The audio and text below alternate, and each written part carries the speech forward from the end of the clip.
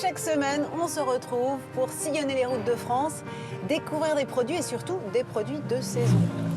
Alors vous allez voir, ils parfument, ils relèvent, ils assaisonnent n'importe quelle recette. Ils sont à la fois la chaleur et le soleil du sud de la France, mais aussi l'exotisme des contrées plus lointaines.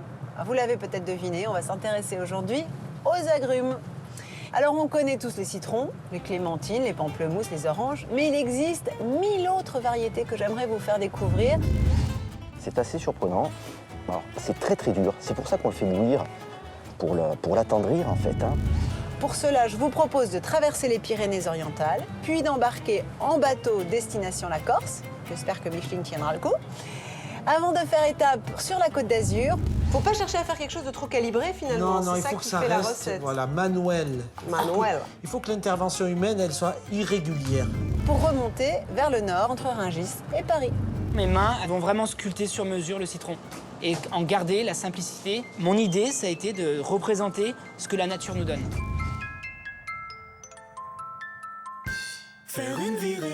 Reprenons, nous traverserons un petit bout de la Méditerranée pour nous rendre sur l'île de tous les agrumes, la Corse. Nous rejoindrons le continent avec un arrêt à Menton pour son festival du citron et ses recettes acidulées. Puis nous remonterons en Île-de-France pour cuisiner le citron yuzu. Mais pour démarrer le voyage, direction les Pyrénées-Orientales, à Argelès-sur-Mer, puis à Eous. Je vais rencontrer deux agrumiculteurs, pépiniéristes, chercheurs, aventuriers, on ne sait plus vraiment comment les présenter, tellement ils ont de casquettes. Il s'agit de Bénédicte et de Michel Bachès, qui se sont passionnés pour les agrumes et qui parcourent aujourd'hui le monde pour dénicher des variétés extraordinaires. Leur serre recèle plus de 800 espèces, notamment des mandarines, qui ont disparu des étals, et donc forcément de nos assiettes. Allez, c'est parti, direction Eous, département 66.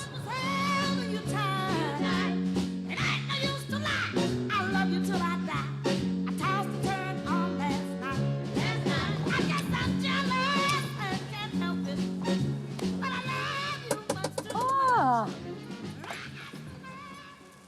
Julie, Salut Bénédicte. c'est génial de te voir ici, Ben oui, dans cet univers. n'est-ce pas? Dans votre paradis, tu veux dire? Ben, il paraît, Mais est-ce qu'ici, c'est une région qui est assez propice à la culture des agrumes? Parce qu'il fait froid l'hiver quand même. tu vois. Aujourd'hui, on leur fait des maisons. je reconnais qu'il fait doux. Oui, vous avez On refait leur des fait des maisons. maisons. Oui, c'est vrai que c'est un pays, surtout là, parce qu'on est au pied du Canigou, Ouais. on est obligé de les mettre sous abri. Et qu'est-ce qui lui a pris alors à ton mari de se piquer d'agrumes comme ça? Eh ben, écoute, c'est la rencontre avec moi, c'est une histoire bon d'amour. C'est toi la femme acide? Ça doit être moi. Ensemble, on a décidé de se concentrer sur ce genre-là, qui est le genre agrumes. Mais alors, à l'intérieur du genre, on a plus de 1000 variétés. Oui, c'est-à-dire que vous avez étendu le genre, en tout cas en France. On est allé voir comment les autres pays où il y a des agrumes, notamment en Asie, comment ils servent de ces agrumes qu'on connaissait de nom, tu vois. Comment ça rentre dans leur cuisine, comment ça rentre dans leur culture, tu vois, parce que... Oui, vous vous êtes intéressé à toute la chaîne finalement, depuis la graine jusqu'à la consommation et à la transformation. C'est ça qui est assez rare, parce que pour un pépiniériste, en général, on livre de bons fruits, puis c'est tout. Vous avez voulu savoir comment on pouvait les valoriser en cuisine. Par exemple, ça. Ça, c'est un calamandin, calamansi. C'était kumquat. Eh bien, c'est un hybride de kumquat. Et donc- Naturel. Oui. C'est la forme de la mandarine et la taille du kumquat Voilà. finalement. Et la peau est sucrée comme Tendre. celle du kumquat. Je peux goûter? Oui, tu peux. Est-ce qu'il est mûr? Moi. Tu me le diras. L'amertume, hein? L'acidité, l'amertume. Acidité. Amertume, pas trop, je trouve. Mais très juteux. Une peau très fine. Mais encore plus fine que sur le kumquat. Absolument, elle est très, très, très fine.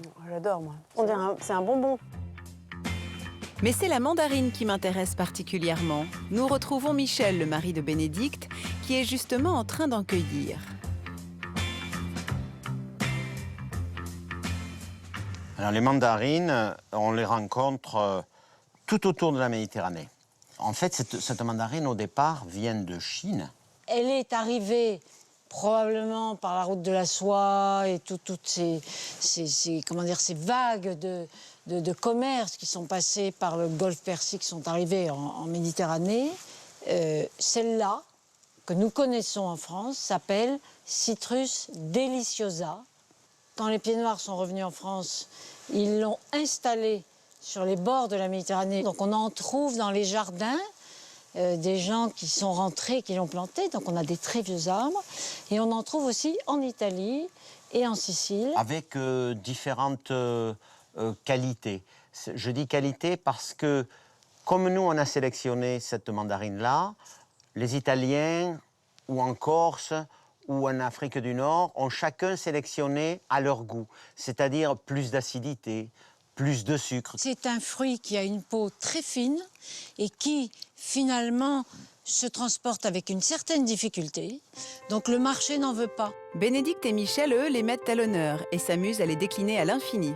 Ici, il s'agit d'une variété de mandarine qui est le résultat d'un croisement entre une mandarine méditerranéenne et une orange sanguine. On obtient ce fruit-là, qui est sanguin.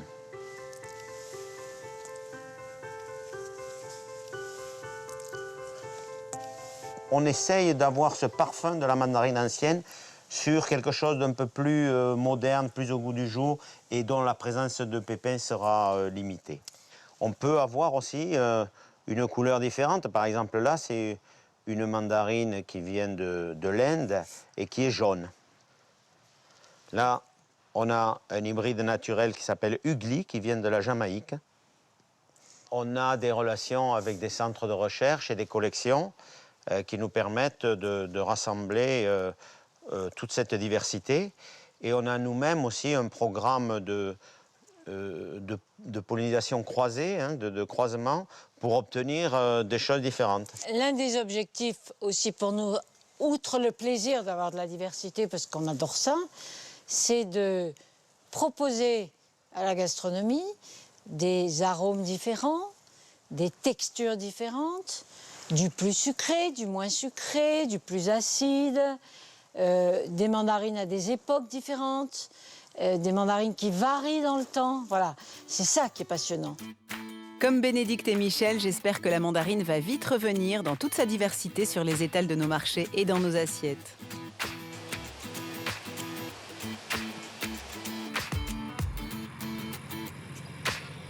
En route pour Argelès-sur-Mer, où m'attend Irène et sa recette de pintade acidulée.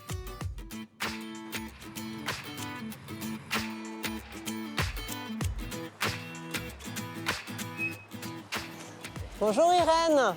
Bonjour Julie.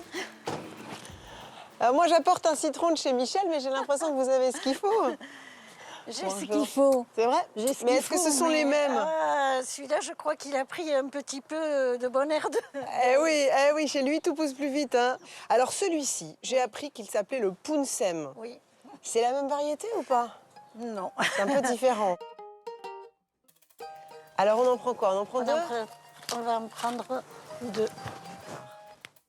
On a ce qu'il faut.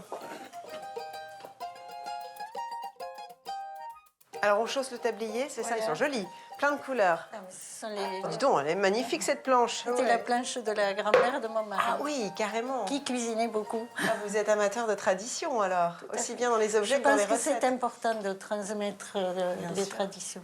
Bien sûr. Alors la mère de votre mari cuisinait beaucoup et vous de votre côté? Ça cuisinait aussi dans votre famille? Ça cuisinait aussi, mais une cuisine différente puisque moi je suis plutôt originaire de la Catalogne Sud. Ah, de l'Espagne, c'est ça? Oui. Ouais. La fameuse Catalogne. Quand on vient ici et qu'on n'est pas catalan, on a du mal à comprendre. Voilà. D'accord. Et donc C'est la Catalogne. Ça, j'ai bien compris. Ça, on me l'avait bien fait comprendre déjà lors de mon premier voyage. Alors, racontez-moi. La pentade, comme on va la faire aujourd'hui, se faisait depuis le Moyen-Âge, apparemment. De toute façon, j'ai l'impression que toute la cuisine catalane, du sud ou du nord, est très, très imprégnée d'une influence très lointaine, et notamment moyenâgeuse, non? Médiévale. Oui, absolument. On l'a fait dorer, j'imagine, c'est ça, Alors, dans la cocotte? on l'a fait dorer. Alors, on met un peu d'huile d'olive? Oui. C'est une recette qui est arrivée comment dans la famille? Moi, je l'ai toujours vu faire à la grand-mère de mon mari. Donc, comme j'ai envie de faire plaisir à mon mari, je lui fais les recettes de sa grand-mère. Les recettes de son enfance. Et alors, qu'est-ce qu'il vous dit? Est-ce que c'est aussi bon que la grand-mère? Ah, il est très bon public. Ah, c'est mignon. Moi, je sèle toujours avant. Pour que ça pénètre bien la peau. Je vais les mettre. Alors là, vous faites quoi? J'émince un oignon pour le faire revenir après. Par contre, ce qu'il faudra, c'est couper les citrons. Bon, je les coupe Il faut comment? couper des rondelles, pas trop fines, non. Alors, les citrons. Alors évidemment, chez soi, quand on n'a pas un citronnier, ce qui est le cas d'une bonne partie des Français, dans son jardin, on achète des citrons non traités. Hein. Il faut acheter des citrons non traités parce que bon, on va quand même consommer le zeste. Et oui, bien sûr.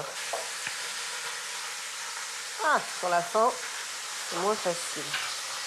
On va débarrasser la pintade. Je fais blanchir les citrons. Et alors pourquoi? Pour enlever de Pour l'amertume? enlever l'amertume. Donc je vais les laisser blanchir d'abord 2 minutes à partir de l'ébullition. Et après je vais jeter l'eau, je vais remettre de l'eau et on va les laisser blanchir 5 minutes de plus. À nouveau? Oui. Ah, il y avait une pince adaptée.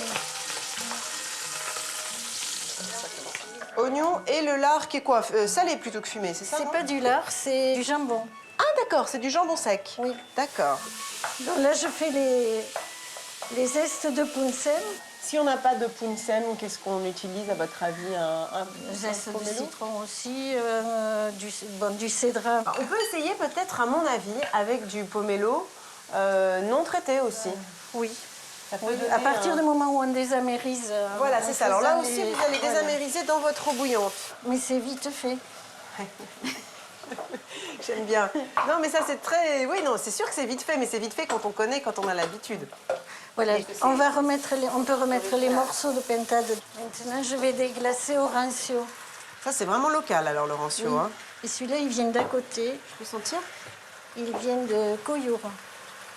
C'est un vin qui a une petite oxydation. Il est très bon. Hein. Absolument.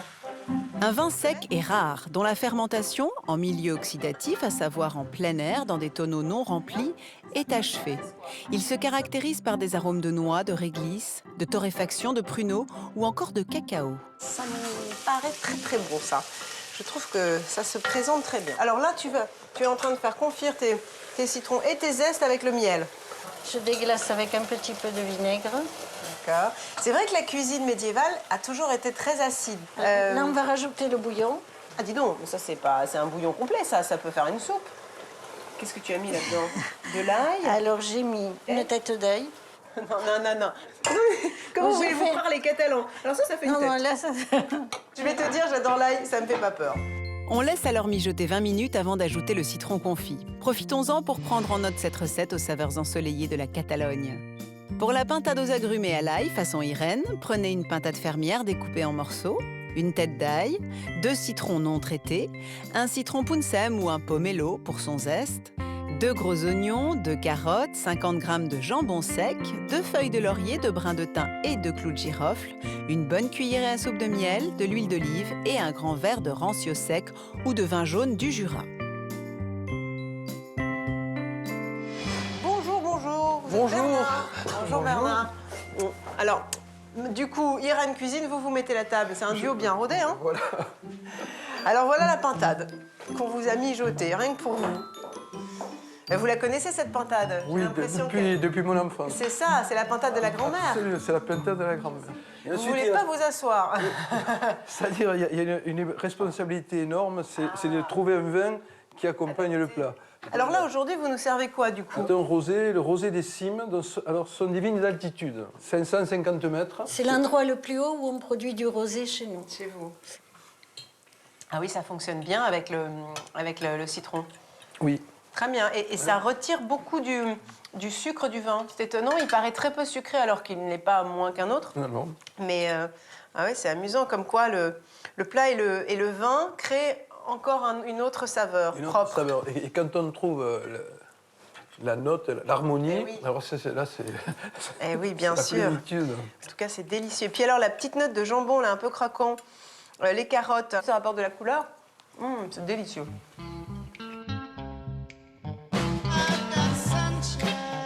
On quitte les Pyrénées-Orientales pour rejoindre une autre région montagneuse, elle aussi, très ensoleillée, la Corse. Allez, quelques heures de route, une nuit de bateau, et nous voici sur le terroir de la clémentine.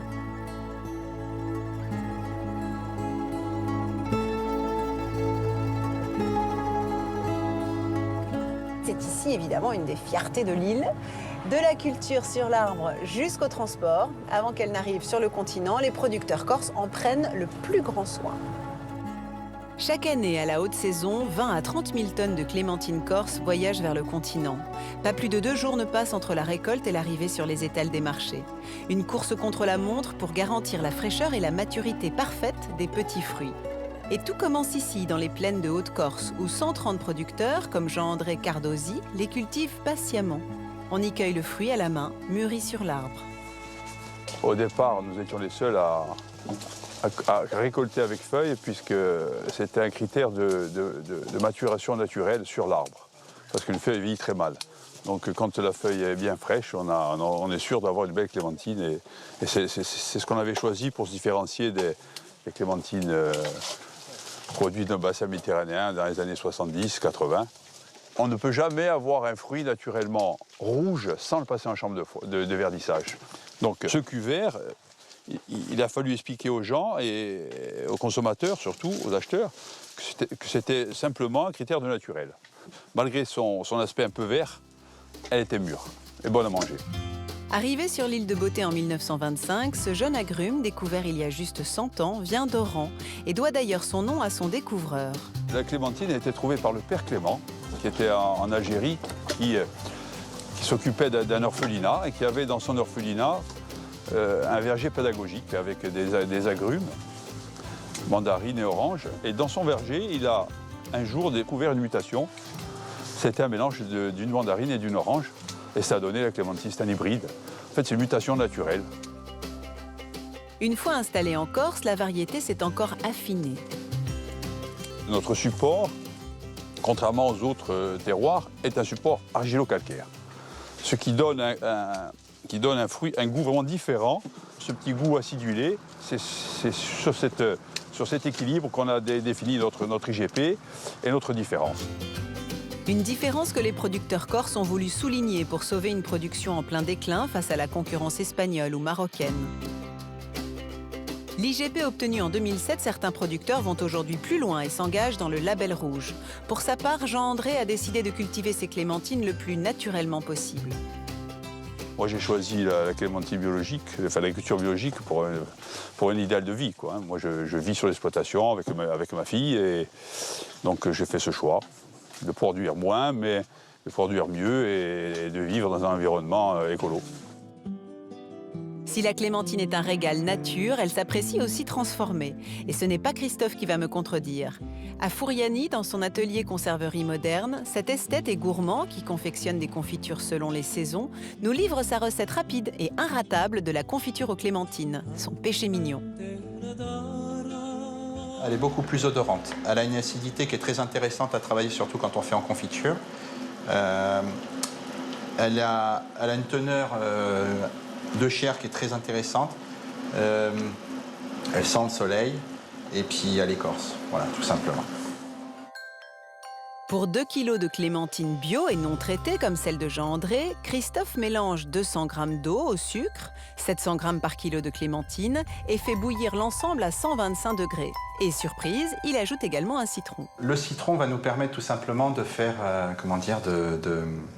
de donner de la pectine en plus à notre confiture. Alors pendant que ça cuit, on a nettoyé au préalable avant donc les clémentines, on retire le pédoncule de chaque côté, puis après, on taille en tranches. Alors, on peut gratter avec un peu de sel, de gros sel. Pas trop, parce qu'après, ça fait retirer le zeste et le sel s'intègre dedans, mais pour nettoyer, c'est très bien. Ça permet de tenir la confiture, de laisser la peau.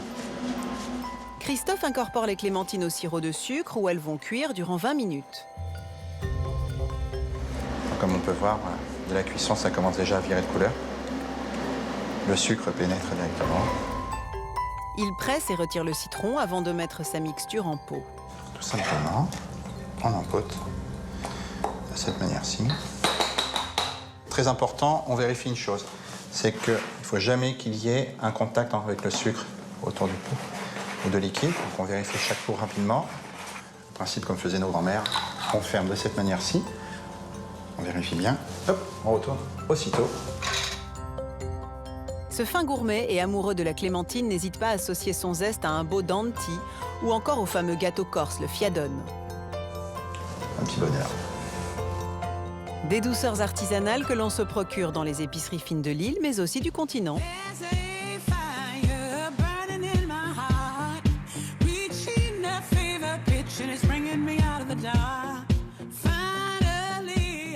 maintenant, on prend la direction du village de Barétali pour aller à la rencontre de Xavier qui partage sa vie entre deux métiers, le bâtiment et la production de cédra. Le cédra, c'est l'autre fruit emblématique de l'île.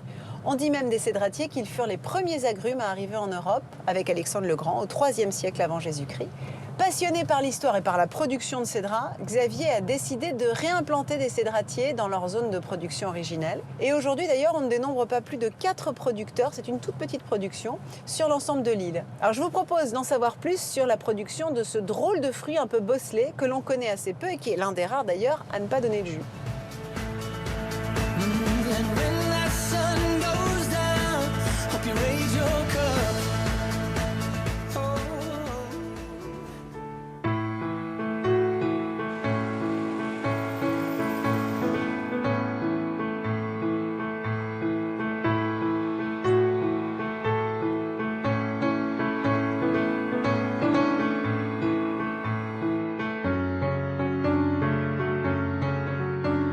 Bonjour Xavier. Bonjour Julie. Tu es en pleine récolte. Eh oui, ça y est, on est en pleine période. Donc le voilà, le fameux cédra, je peux regarder? Bien sûr. Donc voilà, c'est un fruit... Ça, c'est sa taille moyenne? Ça, on va dire que là, on est sur une 3e ou 4e récolte, donc les fruits commencent à être un peu plus petits. Ah, tu fais 3 récoltes ou 4 par an? Ah, on en fait un peu plus même, hein. On récolte toutes les semaines, tous les 15 jours à peu près. On choisit les fruits, hein, comme les fruits mûris. Sur le même arbre? Et même sur le même arbre, hein. Tu as des fruits qui sont, regarde par exemple ceux-là, ils sont petits et puis ils vont grossir, et puis il y en a des plus gros. Voilà, donc ce sont des fruits en même temps, regarde, tu vois, il y a des petits bourgeons, des petits fruits. Et tu veux dire par là que les fruits sont plus gros au début de la récolte? Au début, oui, on a des fruits qui sont quand même un peu plus volumineux. C'est impressionnant. Là, ça fait quoi ça? Presque 1 kilo, non? Un peu plus, un peu plus. Un peu plus? Et il peut aller jusqu'à 2 kilos, voire même le dépasser des fois. Oui. Donc c'est assez sympa.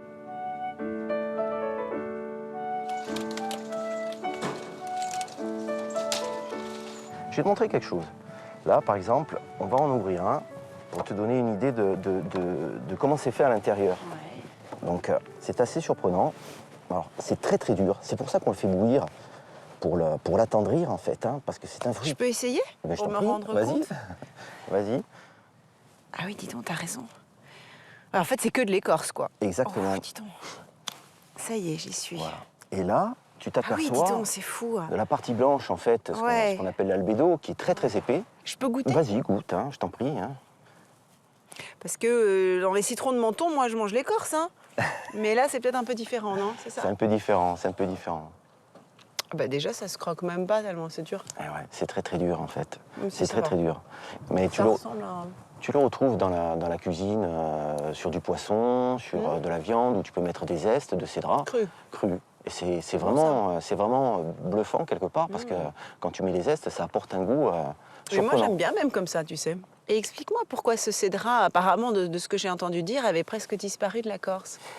Oh, il y a eu beaucoup de paramètres. On s'est retrouvé à la fin d'un cycle économique où les gens ont préféré travailler à la ville, abandonner la culture. L'exode rural, quoi. Exactement. Il a fait les frais de l'exode rural. Il y a eu la famine aussi un peu, il y a eu la guerre. C'était à quelle époque, alors qu'il a connu son déclin? C'est à la Première Guerre mondiale, juste un peu avant. Donc l'âge d'or du cédra, c'est quoi, le 19e siècle? Fin du 19e surtout, donc avec beaucoup d'exportations. Et la Corse était le premier producteur de cédra au monde. Au monde, ouais. Incroyable. Ouais. Il stockait les cédras dans de l'eau de mer, avec du sel. Il rajoutait du sel pour faire une saumure et bloquer en fait la fermentation, l'évolution du fruit. C'est ce que vous faites encore aujourd'hui? Non. On le travaille aujourd'hui, on le lave avec de l'eau douce. Et justement, c'est vers un lavoir alimenté d'eau de source en contrebas de son terrain que Xavier m'emmène nettoyer les fruits fraîchement récoltés. Alors, on va les rentrer dans l'eau et puis ils vont rester là une petite semaine et ça va enlever l'amertume qu'il y a un peu dessus, juste pour les adoucir un peu plus. Le simple fait de les immerger dans l'eau pendant une semaine va dégager de l'amertume. Oui, c'est ça. Donc là, tu les sangles en fait, tout simplement. Hein. Oui, on les sangle, sinon ils vont flotter. Bah, bien sûr. Il y a quand même de l'air à l'intérieur. Donc on va les sangler et puis on va les immerger. C'est le plus dévoué et tonique de l'équipe qui plonge chaque caisse dans l'eau. Oui, elle n'est pas chaude quand même. Hein. Je suis contente de ne pas m'y coller. Des caisses qui, grâce à une pierre, sont maintenues au fond du bassin.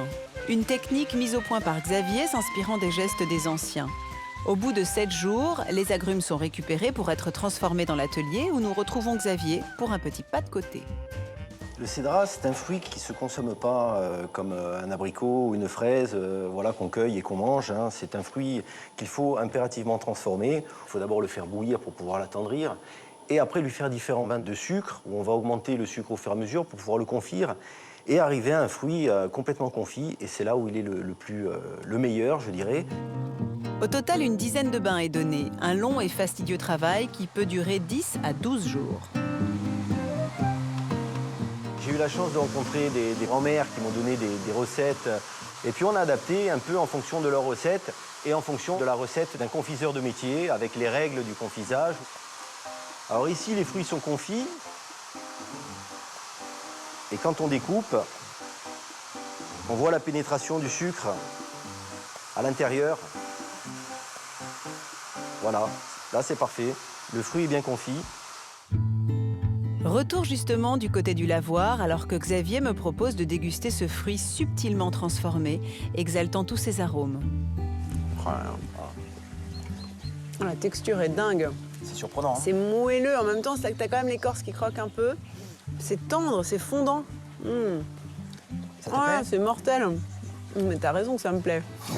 Je peux pas m'arrêter. Mais surtout, le fruit confit, souvent, il est tellement gorgé de sucre, tu vois ce que je veux dire ? C'est le problème. Que du coup, bon, c'est bon, mais t'as le sucre avant tout. Le sucre sur là, le sucre. Là, t'as vraiment le fruit. Hein. Après, le sucre sur le sucre, c'est amer. Donc, il ne faut pas dépasser cette étape. Et je pense que voilà, quand c'est comme ça, ça permet de... Il faut que ce soit pas plus connu, ce fruit, parce que c'est excellent. C'est excellent. C'est vraiment, vraiment très, très fin, quoi. Ça mérite d'être connu. Allez, j'en prends un dernier pour la route. Allez, ferme-moi ça, parce que sinon, je vais terminer la barquette. Salut Xavier, merci. La découverte du cédrat est une révélation et me donne déjà plein d'idées de préparation à cuisiner.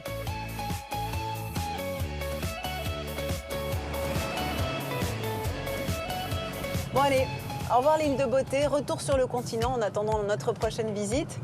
Et on va rester dans le sud, puisque c'est à Menton que nous emmène notre prochain rendez-vous pour une fête bien particulière. On va prendre un peu de hauteur et on va grimper en haut de la ville pour rencontrer un agrumiculteur. C'est l'un des 5 agrumiculteurs professionnels de Menton. Il n'y en a d'ailleurs plus beaucoup et Laurent Ganac fait partie de ces derniers professionnels des agrumes.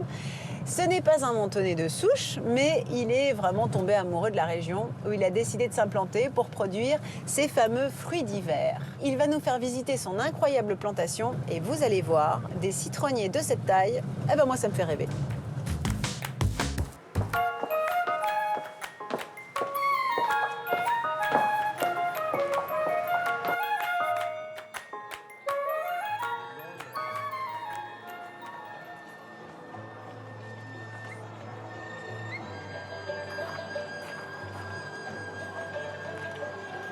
C'est pas dingue?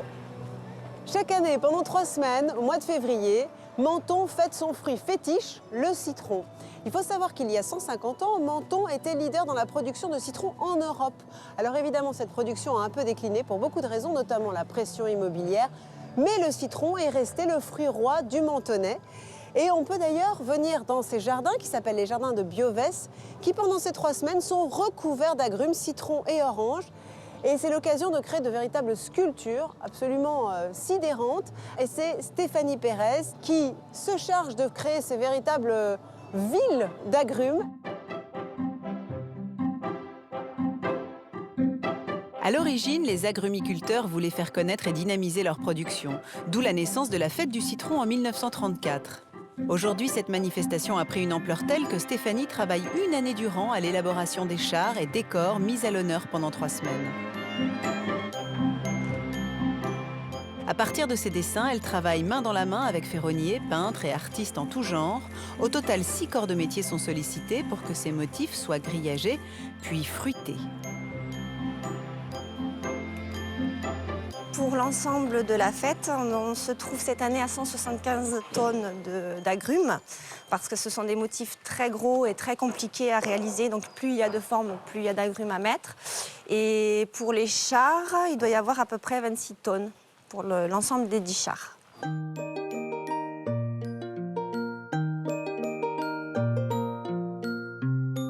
Une fois toute la fête terminée, tous les chars sont déshabillés de leurs fruits. Les jardins sont déshabillés de leurs fruits aussi. Et tous les fruits sont vendus à un tout petit prix à la fin de la fête par carton. Donc les gens viennent, les Mentonnais ou les visiteurs, etc. Ils viennent, ils achètent ces fruits-là donc pour les manger comme ça ou faire des bonnes confitures.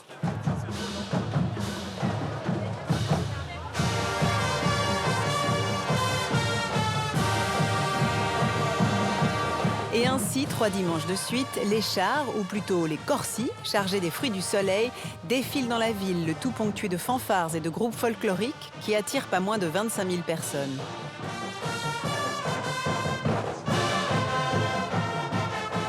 Lors du défilé des chars, c'est un aboutissement de tout le travail. Voilà, c'est la récompense. Et de voir tout ce monde qui est content, qui veut faire la fête, qui s'émerveille, c'est vraiment la plus grosse satisfaction dans mon métier. Une ville entière à l'unisson, dans la pure tradition des carnavals de Mardi Gras.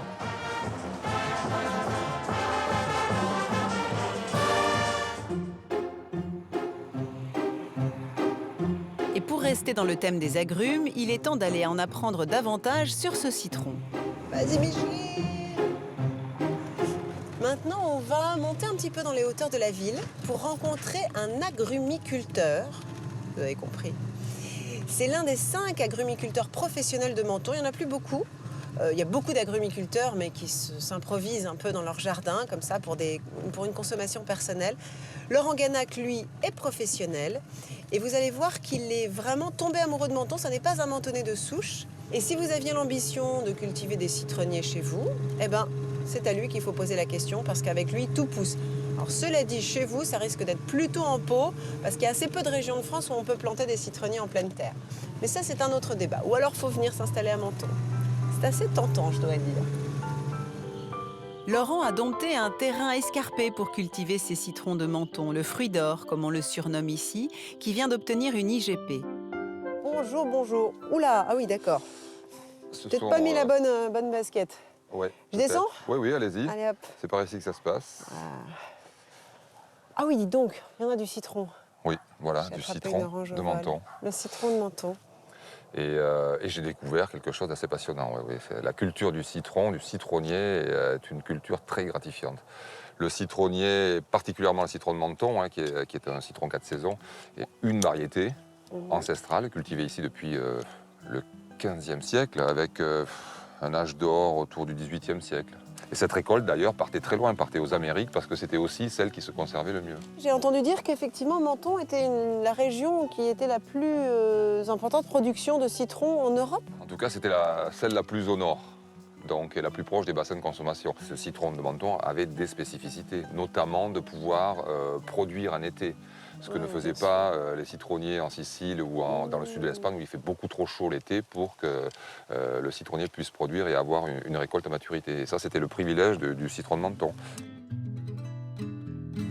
Allez, allons-y. On va en cueillir quelques-uns, alors. Voilà. Alors.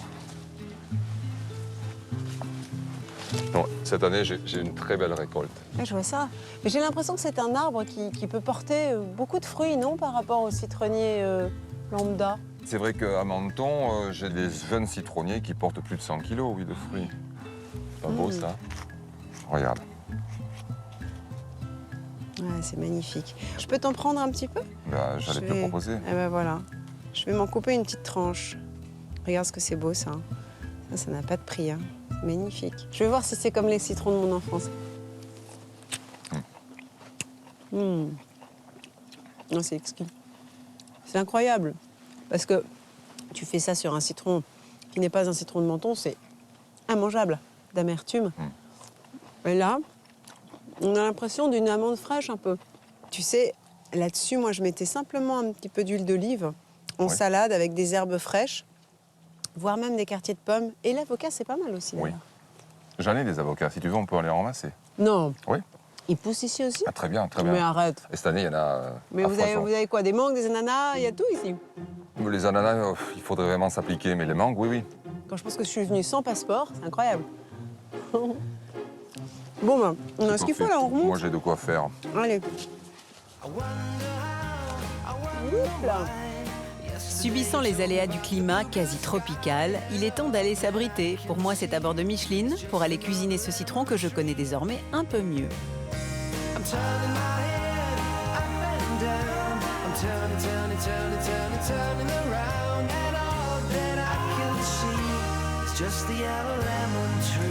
Je ne sais pas si vous vous souvenez, mais il y a quelques mois, on est allé remplir nos petits carnets à Monaco. Et oui, il y a une gastronomie monégasque. Il n'y a pas que des boutiques de luxe et un rocher dont on parle dans le monde entier. Et à l'occasion de ce voyage, on avait découvert des raviolis frits très caractéristiques de la cuisine monégasque qui s'appellent les barbajoans. Et bien figurez-vous que ces barbajoans, ils n'appartiennent pas seulement à la gastronomie monégasque, mais ils sont également l'un des fleurons de la gastronomie mentonaise. Enfin ça, c'est Jean-Marc qui va nous en parler. Jean-Marc, c'est le roi des barbajoans. Il tient une table d'hôtes, on pourrait dire, à une dizaine de kilomètres de Menton, du côté de Castillon. Et lui ne cuisine pas seulement les barbajoans traditionnels, avec des légumes, des blettes, des courges, mais il imagine des versions plus audacieuses, plus originales, mais toujours fidèles aux produits de la région. En l'occurrence, je crois, ricotta citron.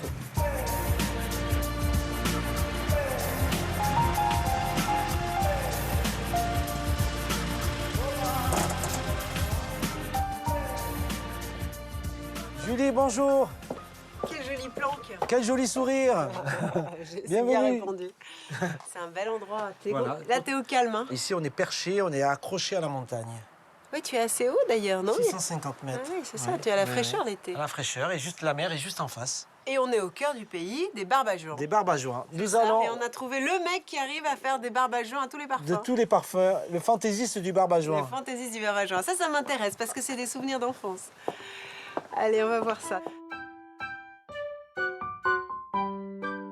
Qu'est-ce qu'on va faire? Alors, raconte-moi. Nous, ici, on a fait une adaptation personnelle, un clin d'œil du citron à Menton. Alors ça, c'est pas une recette historique, entre guillemets. Non. C'est une version, une interprétation. Voilà. Nous lançons la préparation de la pâte qui présente quelques variantes par rapport à la traditionnelle version salée. À la farine est ajouté du sucre et de l'eau à laquelle Jean-Marc intègre un colorant naturel. Du curcuma. Ah bon? Ça, il fallait encore y penser à cette... T'as raison. Parce que tu veux obtenir une couleur citron. Voilà, exactement. Nous la versons dans la pâte ainsi que l'équivalent d'un verre d'huile d'arachide et la même quantité d'eau de fleur d'oranger. Voilà, là, on a mis tous les ingrédients disponibles. D'accord. On va tourner. Pas d'œufs, c'est vraiment... Non, pas d'œufs. Ça, c'est comme une pâte à frire. Oh, c'est ça. Alors, est-ce que je le ferai pas à la mano, là? Moi, je le fais à la main habituellement. Ça, on voilà. est d'accord. Voilà, elle est prête. On peut la laisser reposer 1 heure. Alors là, on la laisse reposer 1 heure. Tu en as préparé une à l'avance? Oui. Oh, tu es parfait, c'est génial. Ne dis pas que je suis parfait, parce qu'après, je vais le croire. Hein. Et pour le moment, c'est à la farce que nous prêtons toute notre attention, avec de la ricotta bien égouttée dans un linge par exemple, et nous allons la parfumer. Alors Julie, maintenant, tu vas zester. Zeste. Ouais, zeste. J'y vais? Donc ça, c'est le fameux citron de Menton. Puis nous ajoutons du sucre et une confiture bien d'ici au citron de Menton. Alors, est-ce que je dois rajouter autre chose? Alors ça, voilà, pour c'est nous la poudre d'amande. Poudre d'amande. Tac. Et voilà. Et là, on mélange... et les zestes de citron confits. Voilà. D'accord, magnifique. C'est vraiment une recette tout citron. Ouais, Déclinaison ouais, autour du citron, j'adore. Alors, je patouille, je patouille. C'est vrai que c'est une cuisine assez à l'instinct, quoi. Si tu veux, Bien sûr. c'est à l'œil, mais bon, la réussite, elle se fait par la pratique, par l'habitude. Je vois bien. Alors, mais ça me va très bien. Ça te va très bien. Qu'est-ce qu'on fait maintenant? Nous allons étirer la pâte. On va fariner. Alors, tu étales ta pâte. En longueur. Ouais. Elle est très belle, ta pâte. Elle est magnifique. Elle est souple. Il faut que la pâte soit très fine. Le maximum. Ouais. Plus fine possible. Tu vois? Tiens, je vais essayer. Parce qu'elle est très élastique. C'est ça qui fait sa qualité voilà, aussi. Ça, oui. C'est ce qui va donner le côté croustillant. Ah, c'est C'est ça. l'élasticité de la pâte. Oui, bien sûr. Voilà, bah là, c'est pas mal, non? Elle est magnifique. Alors après, on va farcir et après, on va déposer des petits tas. D'accord. Hop, voilà. Comme ça. Parce que là, on va Très faire... bien. Après, voilà, tu fais comme ça. Ouais, vas-y, je justement. te laisse faire, vas-y. Alors, après, on dépose un tas comme ceci, tu vois. Ah, d'accord. Ça te permet de mouler des petites quenelles, quoi. Voilà, des quenelles, comme ça. D'accord, je comprends. Voilà. Et tu refermes, c'est ça? On les replie sur eux-mêmes, là, comme tout ça. simplement. Voilà. Tu refermes un peu le drap sur eux. Ouais. Après, on coupe là l'excédent, comme Ouais. ceci. Et après, on fait des petits bonbons comme ça. Ah, carrément, tu les emballes. Voilà, c'est des petits bonbons, tu vois. C'est drôle, j'avais jamais vu cette méthode. On les étire un peu pour enlever l'air et que ce soit Oui, il ne faut pas qu'il y ait d'air à l'intérieur, sinon ils vont éclater. Ouh là là, dis donc, on sent que tu as l'habitude. Ah, hein. on a le rythme ici. Ah ouais. Petit bonbon, hop, je pince. Et après, toi, tu déchires la main, non? Oui, ou avec la roulette. Avec la roulette, d'accord. Ça va comme ça? Magnifique, Julie. Faut pas chercher à faire quelque chose de trop calibré, finalement. Non, il faut que ça reste voilà, manuel. Manuel. Il faut que l'intervention humaine, elle soit irrégulière. Tu sais comment disent les Italiens pour leurs pâtes qui sont faites à la main? Les malfatti, les mal faites. Mal faites, Et exactement. j'aime bien cette idée. On voit pas la différence entre les Julie et les Jean-Marc. C'est joliment dit. On y va? On peut les plonger dans la friture? On peut les plonger dans la friture. Quelle température? 180. Je le fais avec toi? Oui, Julie. On peut plonger la totalité. Hein. On les met sur le panier, après sur on le panier, plonge? ouais. C'est ça la méthode? Hop là. Et tu les laisses cuire combien de temps? Alors, 3 minutes. 3 minutes, d'accord. Alors j'imagine que comme toujours, quand c'est de la friture, il ne faut pas les laisser reposer, il faut les manger tout de suite. On peut les manger de suite, oui, surtout. Avec un peu de sucre glace dessus, d'ailleurs. Ah, sympa ça. Pas une seconde à perdre, notons tout cela. Pour revisiter les traditionnels barbajuans, Jean-Marc utilise pour la pâte 1 kg de farine, une cuillerée à soupe de sucre, 10 centilitres d'eau de fleur d'oranger, 40 centilitres d'eau, 10 centilitres d'huile et une demi-cuillère à café de curcuma. Et pour la farce, comptez 1 kg de ricotta, le zeste râpé de 2 citrons de menthon, 3 cuillerées à soupe de confiture de citron, 50 g de poudre d'amande, 50 g de zeste de citron confit et 70 g de sucre. N'oubliez pas évidemment le bain d'huile de friture. Allez, je croque. Elle est bonne la pâte. Elle n'est pas grasse du tout. Bon, donc c'est que la texture n'a pas absorbé l'huile, c'est ça le principal? Non. C'est délicieux. Parce que la ricotta n'est pas cuite du tout. Elle n'a pas le temps de cuire, elle est protégée par la pâte. Donc elle est fraîche, elle est onctueuse, il y a ce côté lacté. D'accord. En contraste avec le biscuit croustillant, c'est très bon. Et le citron, il est là. Hein. Les barbajuans sucrés valent vraiment le détour, croyez-moi. Bon allez, maintenant on quitte le sud et sa douceur de vivre, son climat tempéré, pour remonter vers le nord, et plus précisément à Paris, où j'ai rendez-vous sur le marché international de Rungis. Je dois retrouver là-bas Jean-François Chemouni, spécialiste des fruits et légumes exotiques, donc forcément l'homme de la situation quand on parle des agrumes. Bon, entre nous, le problème, ça va être de le retrouver dans ce dédale de verdure. Il paraît qu'il y a même des bicyclettes pour parcourir les dizaines de kilomètres que constituent les allées de ce fameux marché. Bon, on verra bien. Pour l'instant, il y a encore un peu de route, Micheline.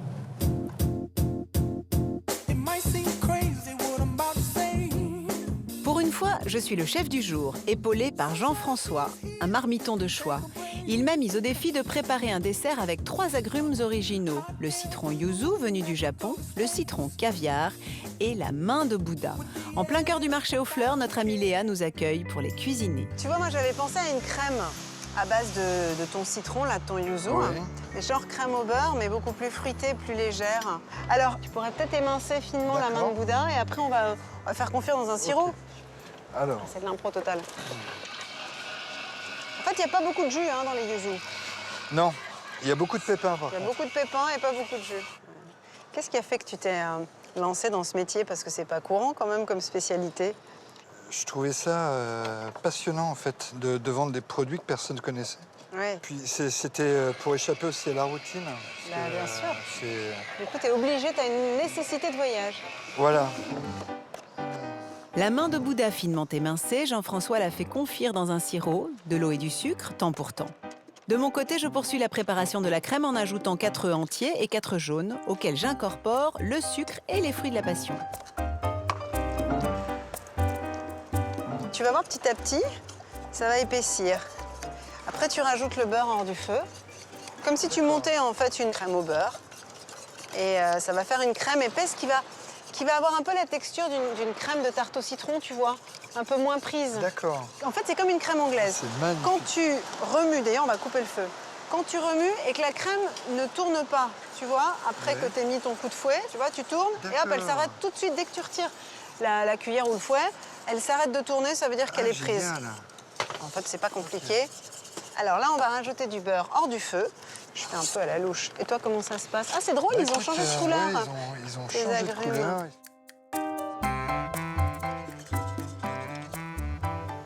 C'est magnifique. C'est vrai? Bon, alors ça, on va laisser refroidir. Toi, t'en es où? Bah, de toute façon, on va laisser cuire pendant tout le repas. Ouais. Et à la fin, on mettra Ok. la main de Bouddha comme ça, qui sortira de la casserole. Ça fera un chaud-froid. C'est pas plus mal. Et on rajoutera aussi le citron caviar. D'accord.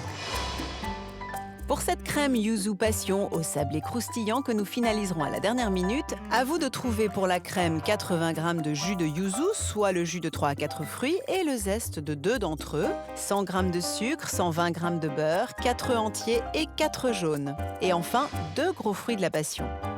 Pour le sablé que vous pouvez réaliser maison avec les ingrédients suivants, j'ai pour plus de facilité opté pour un broyé du Poitou.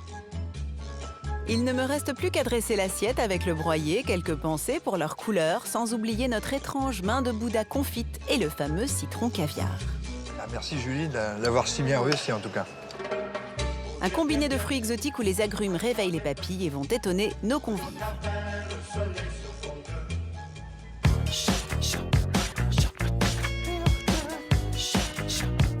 Et pour terminer, comme à chaque fois sur nos routes de France, c'est avec un chef que l'on va refermer nos carnets, consacrés aux agrumes cette fois-ci. J'ai rendez-vous dans le très chic hôtel Meurice, situé à Paris, face au jardin du Louvre, où le chef pâtissier Cédric Grolet a imaginé un dessert plutôt carrément givré. Bon, je vous en dis pas plus. Grand talent de la pâtisserie, Cédric Grolet possède une imagination débordante alliée à une technique de haut vol. Chacune de ses créations a été pensée, dessinée et peut nécessiter jusqu'à 1 an d'élaboration. Pour cette réalisation, il s'est inspiré de son enfance et a cherché à recréer de toutes pièces un beau citron, mais à sa façon, très palace. Le sujet agrumes, c'est super intéressant, donc j'ai choisi le citron, préserver le goût, la couleur. Donc du coup, en fait, j'ai structuré d'une coque en chocolat. À l'intérieur, on va avoir une petite mousse au citron. Ensuite, on va avoir une marmelade confite à l'intérieur au citron, qui sera vraiment coincée au milieu. Donc aspect visuel très technique, mais à l'intérieur, beaucoup de gourmandise. Cédric démarre sa recette par le cœur du dessert, la marmelade au citron confit. Donc on va commencer à chauffer le jus de citron. Hop. On y met la gare. Petit à petit pour éviter les grumeaux. On va le faire bouillir 2 petites minutes. Et une fois que ça aura bien bouilli, on va le préserver au frigo. Grâce à l'agar-agar qui sert de gélifiant, le jus va se solidifier. Cédric pourra alors retravailler cette matière en la mixant longuement et obtenir une texture bien crémeuse. On va mélanger tous les citrons confits à l'intérieur. Le citron de Menton correspondait vraiment à mon choix, parce qu'en fait, on avait une peau un petit peu plus dure, un peu plus épaisse.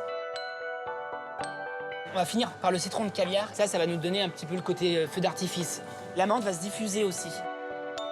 L'équipe de Cédric a de son côté préparé la partie intermédiaire du dessert. Une ganache composée de crème, de jus de yuzu, de chocolat blanc et d'une petite touche de gélatine. Donc là, on va pocher un peu de mousse au fond du moule et on va mettre l'insert. Cédric va mettre sa préparation dans des moules en silicone à l'aide d'une poche. On va le chauffer un tout petit peu. On va mettre l'insert et donc du coup, comme ça, la mousse avec l'insert vont bien se marier. On va pocher la crème et on va tourner le plateau. Un geste technique pour s'assurer qu'il n'y ait aucune bulle d'air et que le cœur du citron soit bien au centre.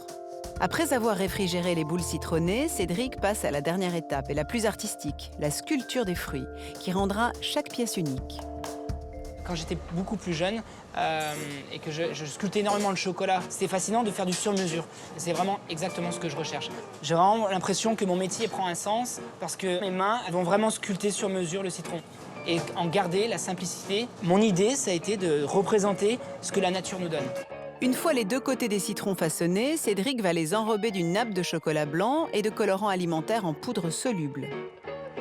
C'est très très important de le tremper seulement une fois et surtout qu'il n'y ait pas de bavure, que ça soit lisse. Là, vous avez vu, ça fige extrêmement vite. Cédric s'attaque à la reproduction de la peau granulée du citron. La technique relève de la haute technologie puisque tout se passe par pulvérisation au pistolet. On a projecté le chocolat contre la coque de chocolat très froide. On a un côté velours mais pas peau de citron. Il vaporise à présent un sirop de sucre bien chaud. Donc là, je vois à l'œil nu, légèrement, que ma peau de citron est en train de se construire. Une dernière projection de poudre d'or et le citron apparaît.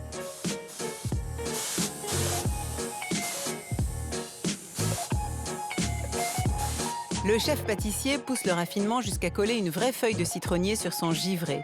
Il chauffe légèrement la coque en chocolat et refroidit à la bombe l'ensemble. Un travail d'orfèvre.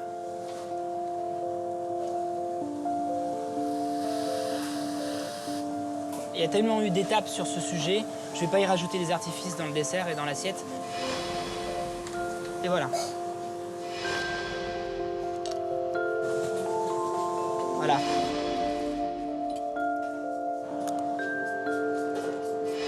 Je sens pas du sucre, je sens de la fraîcheur et du citron et la longueur de bouche par rapport à la menthe qui assaisonne et qui donne un petit quelque chose en plus. Voici notre citron fini. Julie, il manque plus que toi. Je t'invite à venir déguster mon citron au Meurice. Et la découpe du citron givré révèle toute la complexité de l'assemblage. Merci Cédric pour ce citron givré version gastronomie. Et entre nous, on a tous notre Madeleine de Proust et pour moi, le citron givré en fait partie. Pour celui-ci, il est quand même très élaboré. Et j'accepte cette invitation avec plaisir, Cédric.